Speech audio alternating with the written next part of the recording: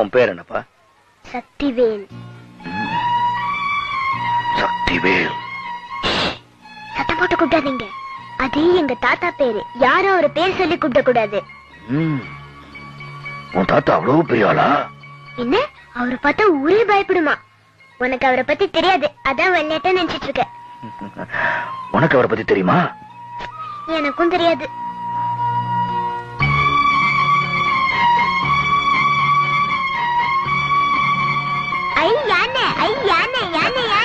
உனக்கு அதுல சவாரி செய்யணுமா?